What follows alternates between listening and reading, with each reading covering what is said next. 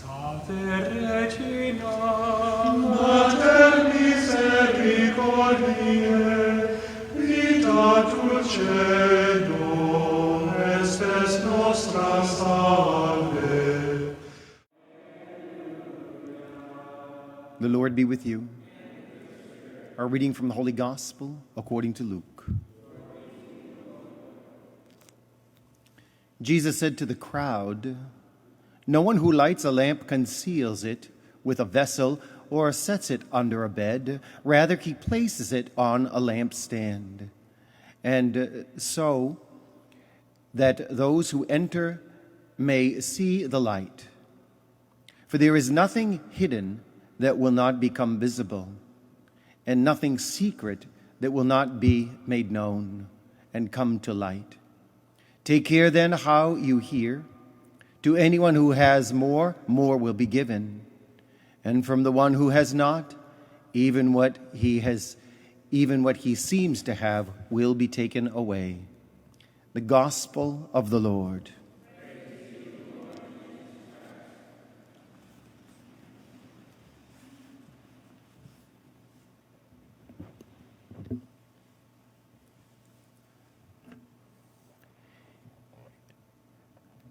No one who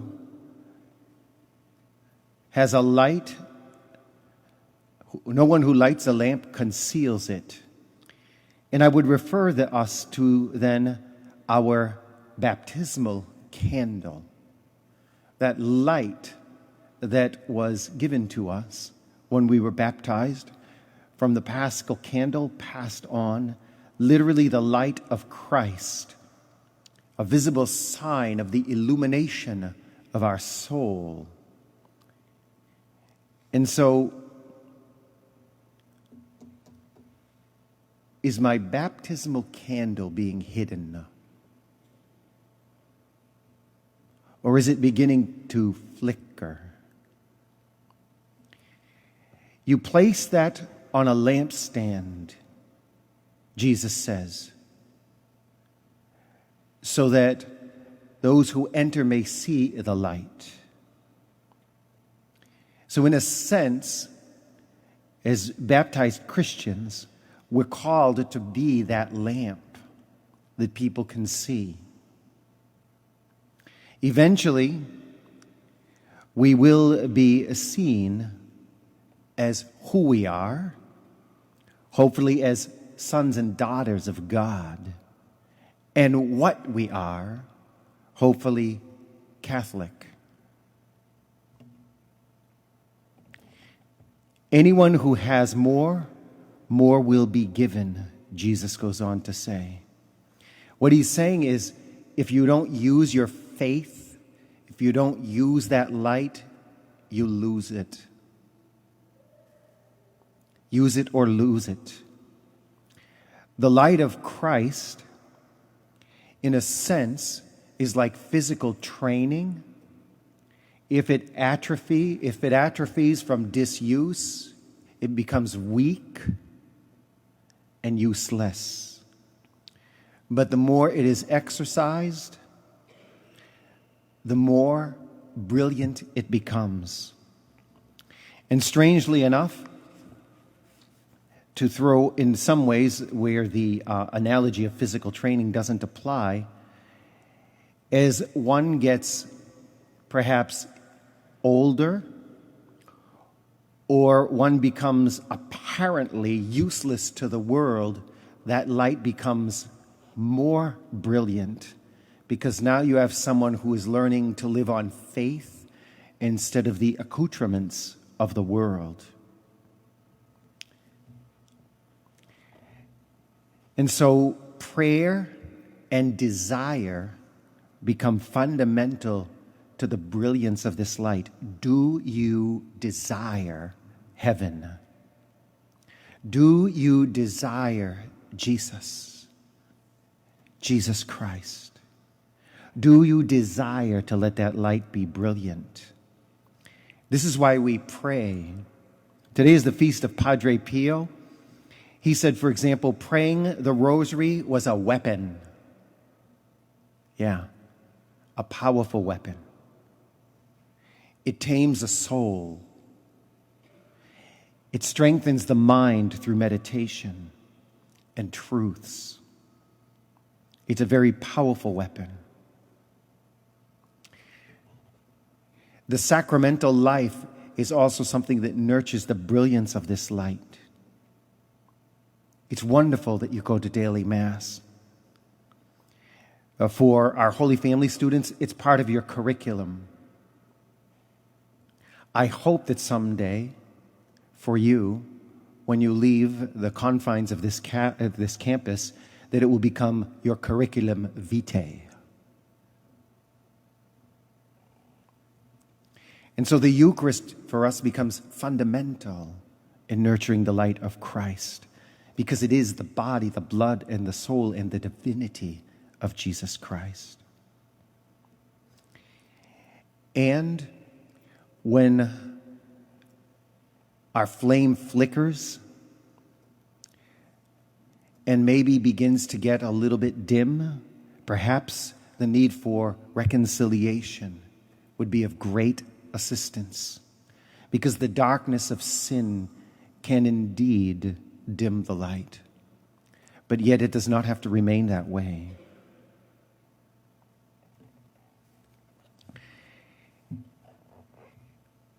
One of the things that Jesus is talking about here is it's not so much proclaiming out loud, but that your life literally becomes the beacon, the light, as a proclamation in and of itself. This morning when I was meditating on this, I was recalling when I was made a pastor in Hampton 11 years ago, no more than that, almost 20 years ago. I joined a gym close by, and I went there early in the morning, so it was a small group of people there at 4 o'clock in the morning. Not a lot of people are at the gym. And so there was probably about a half a dozen people who trained there at that time. And so I kept my mouth shut and minded my own business. And it took them about 2 years to finally for somebody to say, oh, by the way, Mo, what do you do? I'm a Catholic priest. I'm the pastor of the church down the street on Route 1. Oh. All of a sudden, no more dirty jokes in the gym. Sometimes some Catholic jokes. No more disgusting talk about women. And all of a sudden, no more swearing. Go figure.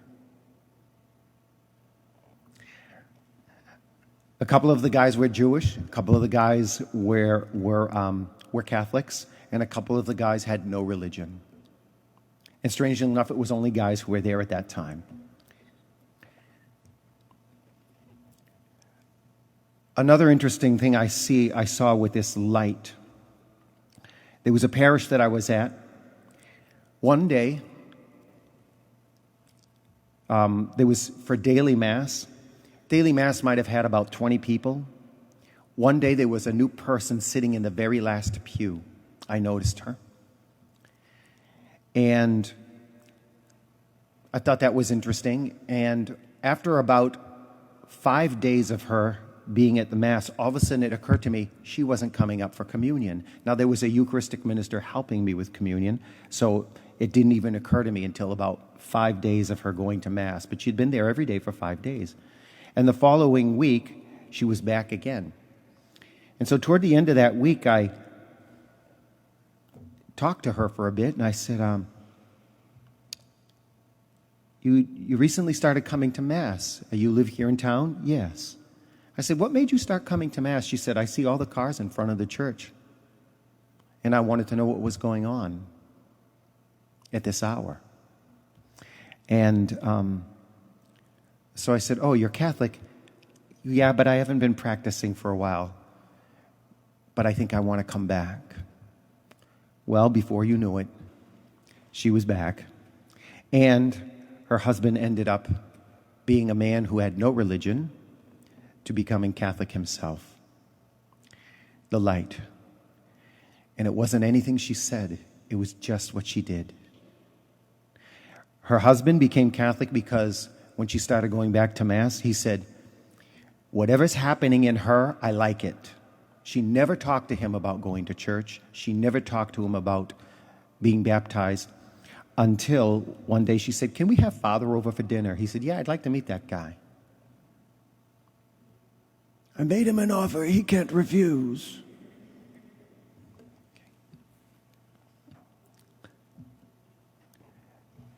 Jesus desires to make your light brilliant, and not the brilliance of a public display of pride and how great I am, but the internal illumination that comes from the brilliance of God's grace working in you. Could you make this the desire of your heart? And could you make the necessary sacrifices to feed this flame of divine love that Christ has planted in you since baptism?